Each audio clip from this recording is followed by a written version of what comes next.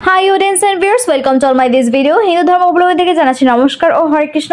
ইসলাম ধর্মাবলম্বীদেরকে জানাই আসসালামু আলাইকুম এবং বৌদ্ধ ধর্মানুসারীদেরকে জানাই স্বাদিকা। আর অন্যান্য ধর্মাবলম্বীদের ও অন্য সম্প্রদায়ের মানুষদেরকে জানাই আদাব। কেমন আছেন আপনারা সবাই? আই হোপ সবাই আপনারা ভালো আছেন। আমি সৃষ্টিকর্তার কৃপায় কোনো রকম মোটামুটি ভালোই আছি।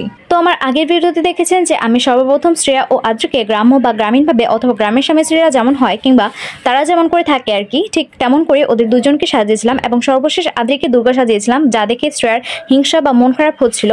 তো পরে আমি দেখলাম যে ছোটরা তো সবকিছু বোঝে না, ঠিকঠাক না জেনে বুঝে ভুল করে, তো একটু হিংসা তো হতেই পারে। তো যাই হোক, আমি তো এই দেখে রেগে গিয়েছিলাম, কিন্তু ও নিজে থেকেই ওই দিন আমাকে বারান্দায় ডাক দিল আর আমিও এদের ডাকে রেগে থাকতে পারি না। দেন আমিও ওর ডাকে বারান্দায় গিয়ে সাড়া দিলাম। তো ওই দিন সন্ধ্যায় বারান্দায় গিয়ে বলছিল আমি যেন ওকে আদ্রির মতো দুর্গা সাজিয়ে দিই, আর সেই দিনই ওকে বলেছিলাম তোমাকেও দুর্গা সাজিয়ে দিব পরে। তো সেই কথা রাখার জন্যই আজকে আবার ওকে আমি নিজেই ডাক দিয়ে আমার বাসায় আনলাম। দেখলাম ওর তো চোখে খুশি মুখে হাসি। তারপর আমি ওর এইটুকু সাজ কমপ্লিট করে আজকে ভিডিও স্টার্ট করলাম। অ্যাকচুয়ালি সাজানোর টাইমে ভিডিও করার কথা ভুলে গিয়েছিলাম, আর আমার মা বলল কি রে এত সুন্দর করে সাজালি ভিডিও করবি না, ওকে নিয়ে ব্লগ বানাবি না? তখন গিয়ে আমার মনে পড়লো ভিডিও বানানোর কথা। দেন স্টার্ট করলাম ভিডিও। বাট দুইজনের একজন একটু ধীর স্থির প্রকৃতির নয়, দুইজনেই আসলে একটু চঞ্চল প্রকৃতির, বা তাদের ভেতরে কিছুটা চঞ্চলতা বিরাজ করেই থাকে। আদ্রি বারান্দা দিয়ে ডাকছে আর শ্রেয়াও তার ডাকে উত্তর দিতে বারান্দায় গিয়ে কথা বলছে। আমি তো সাজানোর সোর্সই পাচ্ছিলাম না, তাও এইসবের মাঝে ওকে মেকআপ করে অ্যান্ড ড্রেস পরিয়ে কিছুটা কমপ্লিট করতে পেরেছিলাম। আর ও ঠান্ডা লেগেছিল, ওই সময় ওর কাশি হচ্ছিল। তারপর আমি আমার মমকে বলি ওর জন্য চা করে নিয়ে আসো, আর আমার মাও আদা লং চিনি দিয়ে লাল চা করে নিয়ে এসে ওকে দেয়। এই যে এখন আমাদের আজকের মডেল তনুশ্রী সাহাদ শ্রেয়া রেড টি খাচ্ছে।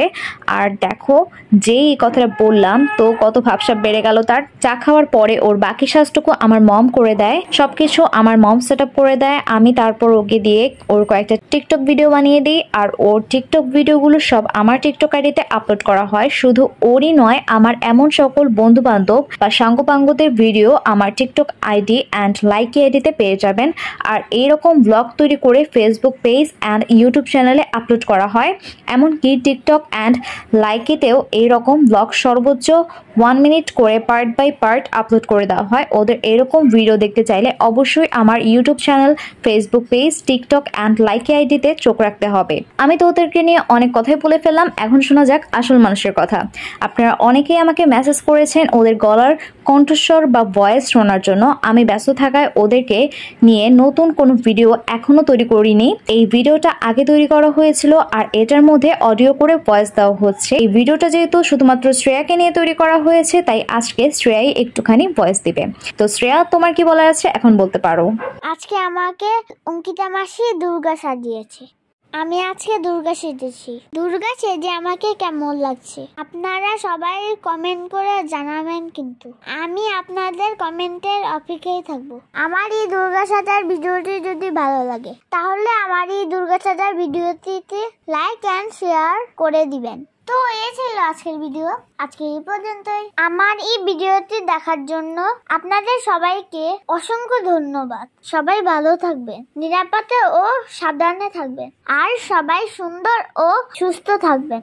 তো আজকের মতন বিদায়, দেখা হচ্ছে নতুন কোনো ভিডিওতে। Bye bye. বাহ, খুব সুন্দর করে ও এই ভিডিও লাস্ট ফিনিশিংটা দিয়ে দিয়েছে। আমার তো এখন আর কিছুই বলার থাকলো না। আর ও এখন যে ড্রেসটা পরলো, এই ড্রেসটা শ্রেয়ার মা আমার মমকে বানাতে দিয়েছিল শ্রেয়ার জন্য। তো আমার মায়ের তৈরি এই বেবি লুজ ড্রেসটা কেমন হয়েছে অবশ্যই জানাবেন। ভিডিও অনেক বড় হয়ে যাবে, তাই আর কিছু বললাম না। আজকে এখানে শেষ করছি, টাটা।